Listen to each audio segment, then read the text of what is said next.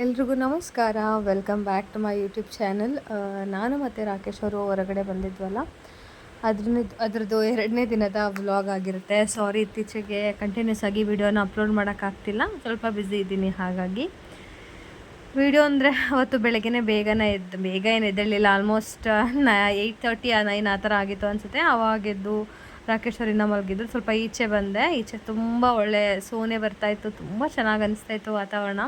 ಸ್ವಲ್ಪ ಟೈಮ್ ಹಾಗೆ ಅಲ್ಲಿ ನೋಡ್ಕೊಂಡು ಕೂತಿದ್ದೆ. ಅದಾದಮೇಲೆ ರಾಕೇಶ್ ಅವರು ಕೂಡ ಇದ್ದರು. ಇಬ್ಬರು ಸ್ವಲ್ಪ ಟೈಮ್ ನೀಟಾಗಿ ಫ್ರೆಶ್ ಅಪ್ ಎಲ್ಲ ಆಗಿ. ಆ್ಯಂಡ್ ಇನ್ನೊಂದೇನೆಂದರೆ, ಇಲ್ಲಿ ಬೋಟ್ ರೈಡ್ ಹೋಗೋದು ಅಥವಾ ಇದರ ನಿಯರಲ್ಲಿ ತುಂಬ ಪ್ಲೇಸ್ಗಳೆಲ್ಲ ಇತ್ತು. ಅಲ್ಲಿಗೆ ಹೋಗೋಣ ಅಂತ ನಮ್ಮ ಜೊತೆ ಬಂದಿದ್ರಲ್ಲ ರಾಕೇಶ್ ಅವ್ರ ಫ್ರೆಂಡ್ಸ್, ಅವ್ರು ಹೇಳ್ತಾನೆ ಇದ್ರು. ಆದರೆ ನಮಗೆ ನೆನ್ನೆನೂ ಟಯರ್ಡ್ ಆಯಿತು, ಮತ್ತು ಇಲ್ಲೇ ಸ್ವಲ್ಪ ಟೈಮ್ಸ್ ಕಳೆದ್ವಿ, ಹಾಗಾಗಿ ಹೋಗೋದಕ್ಕೆ ಆಗಿರಲಿಲ್ಲ ಅಂದ್ಬಿಟ್ಟು, ಸರಿ ಆಯ್ತು ಇವತ್ತು ತಿಂಡಿ ಮುಗಿಸ್ಕೊಂಡು ನಾವು ಚೆಕ್ಔಟ್ ಮಾಡೋ ಅಷ್ಟರಲ್ಲಿ ಅಲ್ಲಿಗೆಲ್ಲ ಹೋಗ್ಬಿಟ್ಟು ಬರೋಣ ಅಂತ ಹೇಳಿ ಅಲ್ಲಿಗೆಲ್ಲ ಹೊರಟ್ವಿ. ಸೊ ಹಂಗಾಗಿ ಬೆಳಗ್ಗೆ ಎದ್ದು ಇಬ್ಬರದು ಫ್ರೆಶ್ ಅಪ್ ಎಲ್ಲ ಆಗಿ ಇವಾಗ ಕೆಳಗಡೆ ಹೋಗ್ತಿದ್ದೀವಿ ತಿಂಡಿ ಮಾಡೋಣ ಅಂತ ಹೇಳಿಬಿಟ್ಟು. ಆ್ಯಕ್ಚುಲಿ ಇನ್ನೊಂದೇನೆಂದರೆ, ಟಿಫನ್ಗೆ ಏನೇನಿತ್ತು ಅಂದರೆ, ಪೋಹಾ ಇತ್ತು ಆ್ಯಂಡ್ ಬುರ್ಜಿ ಇತ್ತು, ಬ್ರೆಡ್ ಇತ್ತು, ಮತ್ತು ದೆನ್ ಇನ್ನೊಂದು ಏನೋ ಇತ್ತು, ಅದು ನೆನಪಾಗ್ತಾಯಿಲ್ಲ ಈ ವಿಡಿಯೋ ಮಾಡೋ ಅಷ್ಟರಲ್ಲಿ ನನಗೆ. ಆ್ಯಂಡ್ ಕಾಫಿ ಟೀ ಅದೆಲ್ಲ ಇತ್ತು. ಚೆನ್ನಾಗಿತ್ತು, ಟಿಫಿನ್ ಚೆನ್ನಾಗಿತ್ತು, ತುಂಬ ಲೈಟಾಗಿತ್ತು. ಆ್ಯಂಡ್ ನನಗೆ ಆ್ಯಕ್ಚುಲಿ ಪೋಹಾ ಅಂದರೆ ಅವಲಕ್ಕಿ ಉಪ್ಪಿಟ್ಟು ಮಾಡ್ತೀವಲ್ಲ, ಅದು ನನಗೆ ಅವಲಕ್ಕಿ ಉಪ್ಪಿಟ್ಟು ಜಾಸ್ತಿ ಸೇರುತ್ತೆ. ಸೊ ತಿಂಡಿ ಎಲ್ಲ ಮುಗಿಸ್ಕೊಂಡು ಇನ್ನು ಹೊರಟ್ವಿ ನಾವೆಲ್ಲರೂ ಕಾರಲ್ಲಿ. ಸ್ವಲ್ಪ ಲೈಟಾಗಿ ಸೋನೆ ಬರ್ತಿತ್ತು ಆ ಕಾರಲ್ಲಿ ಮಾತಾಡಿಕೊಂಡು. ಅದೊಂದು ಸೂಪರ್ ಆದಂಥ ಪ್ಲೇಸಲ್ಲಿ ಹೋಗ್ತಾಯಿದ್ರೆ ಎಷ್ಟು ಖುಷಿ ಆಗ್ತಾಯಿತ್ತು ಗೊತ್ತಾ ಮನಸ್ಸಿಗೆ. ನನಗಂತೂ ತುಂಬ ಅಂದರೆ ತುಂಬ ಇಷ್ಟ ಆಯಿತು ಅಲ್ಲಿ ಜಾಗ. ಇಲ್ಲ, ಒಂದು 100 ಅಂದರೆ 100 ಮೀಟರ್ಸ್ಗೂ ಕೂಡ ಈ ಥರ ಒಂದು ನೀರು ಹರಿಯುವಂಥ ಜಾಗಗಳು ಇದ್ದು, ಪ್ರತಿಯೊಂದು ಗಾಡಿನ ಸ್ಲೋ ಮಾಡಿ ಎಲ್ಲ ನೋಡಿಕೊಂಡು ವೀಡಿಯೋಸ್ ಎಲ್ಲ ತೊಗೊಂಡು ಹೋಗ್ತಾಯಿದ್ದೆ. ನಾನು ತುಂಬಾ ಎಂಜಾಯ್ ಮಾಡಿದೆ. ನನಗಂತೂ ಈ ಪ್ಲೇಸ್ ಸಖತ್ ಇಷ್ಟ ಆಯಿತು. ನನಗೆ ನೀರಿದೆಲ್ಲ ನೋಡ್ತಾ ಇದ್ದರೆ ಎಲ್ಲ ಚೆನ್ನಾಗಿ ಆಟ ಆಡಬೇಕು ಆ ಥರ ಅನ್ನಿಸ್ತಾಯಿತ್ತು. ಬಟ್ ರಾಕೇಶ್ ಅವರು ಅಲ್ಲೆಲ್ಲ ನೀರಲ್ಲಿ ಬೇಡ, ಯಾಕಂದರೆ ನೆನ್ನೆ ಲಾಸ್ಟ್ ವ್ಲಾಗಲ್ಲಿ ನೀವು ನೋಡಿರ್ತೀರ, ನಾನು ಪೂಲಲ್ಲೆಲ್ಲ ಆಟ ಆಡಿದ್ದೆ, ತಲೆನೋವು ಬಂದುಬಿಡುತ್ತೆ ಜಾಸ್ತಿ. ನನಗೆ ಕೋಲ್ಡ್ ತುಂಬ ಬೇಗ ಆಗಿಬಿಡುತ್ತೆ. ಸೊ ಮತ್ತೆ ಕೋಲ್ಡ್ ಆದರೆ ಕಷ್ಟ ಅಂತ ಹೇಳಿ ಬೇಡ ಅಂತ ಹೇಳಿದ್ರು. ಆ್ಯಂಡ್ ಅದೆಲ್ಲ ಮುಗಿಸ್ಕೊಂಡು ರೂಮಿಗೆ ಮತ್ತೆ ಬಂದ್ವಿ. ಎಲ್ಲ ಅಂದರೆ ಪೂರ್ತಿ ಎಲ್ಲ ಕಡೆ ಹೋಗಿ ಸುತ್ತಾಡ್ಕೊಂಡು ಬಂದಿದ್ದಾಯಿತು. ಇವಾಗ ಎಲ್ಲರೂ ಸ್ನಾನ ಮಾಡ್ಕೊಂಡು ರೆಡಿ ಆದ್ವಿ. 12ಗೆ ಚೆಕ್ಔಟ್ ಇದ್ದಿದ್ದು. ನಾವು ಎಲ್ಲರೂ ಚೆಕ್ಔಟ್ ಮಾಡಿದ್ದಾರೆ ನಮ್ಮದು ಈ ರೆಸಾರ್ಟಲ್ಲಿ, ನಾವು ಮಾತ್ರ ಮಾಡಿಲ್ಲ. ಸ್ವಲ್ಪ ಲೇಟ್ ಆಯಿತು. ಆ್ಯಂಡ್ ಅಂದರೆ ರಾಕೇಶ್ ಅವ್ರ ಕೊಲೀಗ್ ಅವ್ರದ್ದು ಫ್ರೆಂಡ್ ರೆಸಾರ್ಟ್ ಆಗಿರೋದ್ರೆ ಸಾರಿನೂ ಹೇಳಿಲ್ಲ ಪಾಪ. ತುಂಬ ಫ್ರೆಂಡ್ಲಿ ಆಗಿದ್ದರು ಅವರು ರೆಸಾರ್ಟ್ ಓನರು, ತುಂಬ ಚೆನ್ನಾಗಿ ಅನಿಸ್ತು. ಇವಾಗೆಲ್ಲ ಆಯಿತು.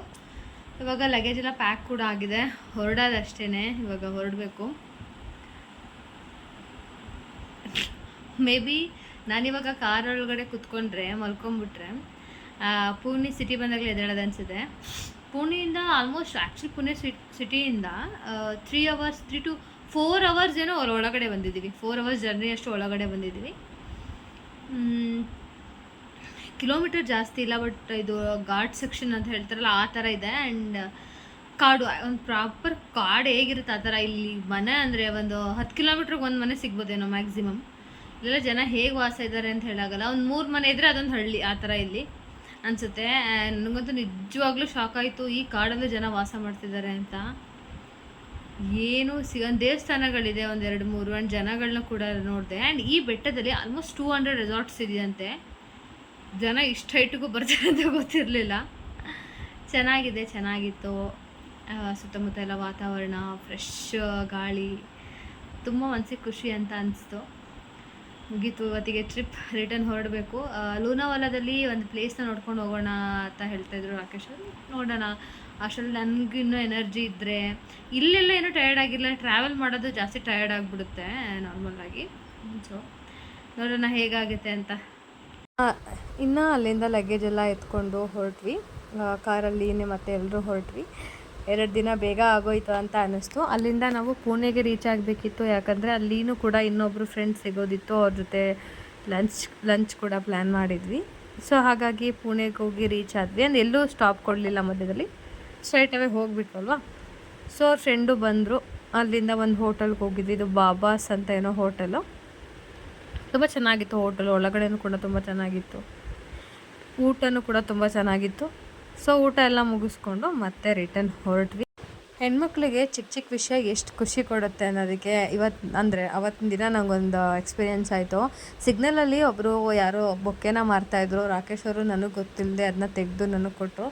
ಅವಾಗ ನನಗೆ ತುಂಬ ಅಲ್ಲಿ ಟ್ರಿಪ್ ಹೋಗಿದ್ದಷ್ಟೇ ಈಕ್ವಲ್ ಆಗಿ ಖುಷಿ ಆಯಿತು ಅದೊಂದು ಬೊಕ್ಕೆ.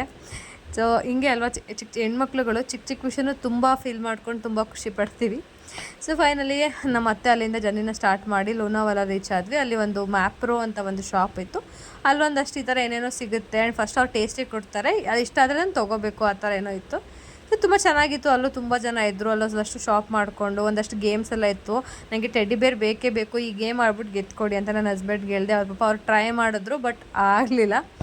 ತುಂಬ ಚೆನ್ನಾಗಿ ಎಂಜಾಯ್ ಮಾಡಿಕೊಂಡು ಅಲ್ಲೊಂದಷ್ಟು ತುಂಬ ಚಾಕ್ಲೇಟ್ಸ್ದೆಲ್ಲ ಶಾಪು ತುಂಬ ಅಂದರೆ ತುಂಬ ಇತ್ತು. ನಾವು ಒಂದಷ್ಟು ಶಾಪೆಲ್ಲ ಮಾಡಿಕೊಂಡು ಎಲ್ಲಾದರೂ ಹೋದರೆ ಸುಮ್ಮನೆ ಅಂತೂ ಬರೋಲ್ಲ, ಒಂದಷ್ಟು ದುಡ್ಡು ಖರ್ಚು ಮಾಡಿಕೊಂಡೇ ಬರೋದು ನಾವಿಬ್ಬರು. ಸೊ ಅದೆಲ್ಲ ತೊಗೊಂಡು ಮತ್ತೆ ಹೊರಟ್ವಿ. ಈ ಲೋನಾವಾಲದಲ್ಲಿ ಇಲ್ಲೊಂದು ಫೇಮಸ್ ಏನಂದರೆ ಚಿಕ್ಕಿ ಅಂದರೆ ಕಡಲೆ ಮಿಠಾಯಿ ಅಂತೀವಲ್ಲ ನಾವುಗಳು, ಅದು ತುಂಬ ಫೇಮಸ್ ಅಂತೆ ಅಲ್ಲಿ. ಸೊ ಹಾಗಾಗಿ ಒಂದು ಕ್ಲಿಪ್ಪಿಂಗ್ ತೊಗೊಂಡೆ. ವೇ ಬರ್ತಾ ನನಗೆ ಜೋಳ ತಿನ್ನಬೇಕು ಅಂತ ಅನಿಸ್ತು. ಅಲ್ಲೊಂದು ವ್ಯೂ ಪಾಯಿಂಟ್ ಇತ್ತು, ಅಲ್ಲಿ ಹೋಗಿ ನಿಂತ್ಕೊಂಡು ಜೋಳನ ತಿಂದ್ಕೊಂಡು ಮತ್ತೆ ಮನೆ ಕಡೆ ಬಂದ್ವಿ. ನಾವು ಮನೆಗೆ ರೀಚ್ ಆಗೋಷ್ಟರಲ್ಲಿ ಆಲ್ಮೋಸ್ಟ್ 8:30 ಆ ಥರ ಆಗೋಗಿತ್ತು. ಇದಾಗಿತ್ತು ಇವತ್ತಿನ ನನ್ನ ವ್ಲಾಗ್. ಎಲ್ರಿಗೂ ವಿಡಿಯೋ ಇಷ್ಟ ಆಗಿದೆ ಅಂತ ಅನ್ಕೋತೀನಿ. ವಿಡಿಯೋ ಇಷ್ಟ ಆಗಿದರೆ ಪ್ಲೀಸ್ ಒಂದು ಲೈಕ್ ಮಾಡಿ. ನನ್ನ ಯೂಟ್ಯೂಬ್ ಚಾನಲ್ನ ಸಬ್ಸ್ಕ್ರೈಬ್ ಮಾಡ್ಕೊಳ್ಳೋದನ್ನ ಮರಿಬೇಡಿ. ಪ್ಲೀಸ್ ನನ್ನ ಯೂಟ್ಯೂಬ್ ಚಾನಲ್ನ ಸಬ್ಸ್ಕ್ರೈಬ್ ಮಾಡ್ಕೊಳ್ಳಿ. ಆ್ಯಂಡ್ ಏನಾದರೂ ತಪ್ಪಾಗಿದ್ದರೆ ಮಾತಾಡುವಾಗ ದಯವಿಟ್ಟು ನನ್ನ ಕ್ಷಮಿಸ್ಬಿಡಿ. Thank you so much. Bye.